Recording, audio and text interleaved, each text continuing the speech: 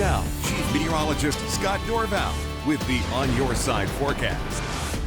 We've been looking ahead to the weekend, since about Monday or so, and expecting drier weather. I do see that for the Treasure Valley, but the mountains could still get those thunderstorms. Here's our 10-day temperature trend. We've come up to 78. We'll be similar tomorrow, so near 80, 82 Sunday, and then into the mid-80s. But here's that dip again into the upper 60s. That's another little wave of cool air that could move in. The 6 to 10-day forecast does bring us back down to slightly below average, and then it could warm back up after this, but we're still seeing 68 to 73. That's a sign that we haven't got to July. When July comes in, 4th of July weekend, basically from that point on, it's just hot, sunny, and dry all the time. But in May and June, you can have all kinds of flip-flopping weather, and that's certainly what we've had. Look at these temperatures. We're at 84 in Ontario. It's been quite warm, a lot warmer here.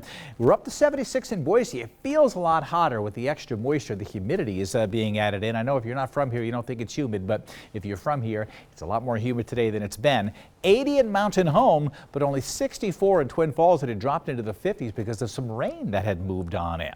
Here's a view now again from our village camera, and you can see off in the distance here some cloud cover. And all in all, the skies have been very, very dark. I want to start this over here and show you what's been happening over Boise. You don't really see too much happening right in here. 76 degrees in Boise. But I'll see if I can put this into motion here. Take a look at a time-lapse view.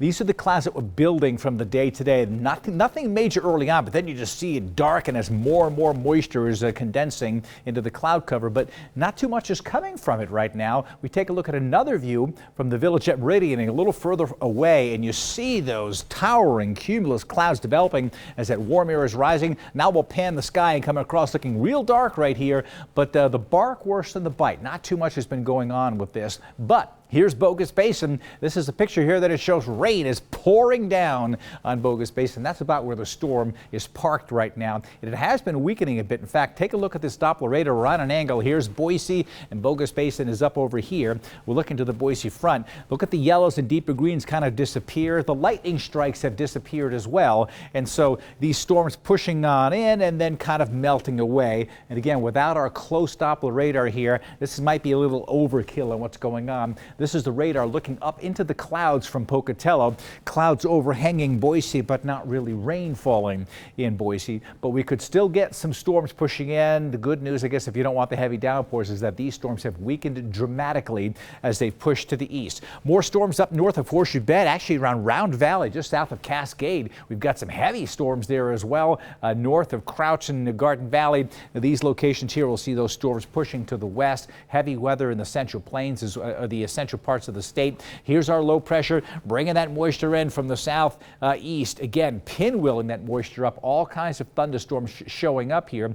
But we can jump into the mowing forecast, and unfortunately, we've got good mowing conditions. So for the weekend, you could wait till Monday or Tuesday. So mowing, yeah, but maybe you decide to do some golfing instead. We'll look at the golfing conditions coming on in. I'm going to put good in here. I didn't put excellent because we have that threat for storms, mostly in the mountains. If you're heading to Terrace Lakes or any mountain communities, watch out for lightning. Hot temperatures a little in the valley. I think we can handle that. It's still good golfing conditions, especially in the mornings coming on in. The futurecast of the day tomorrow, look at this.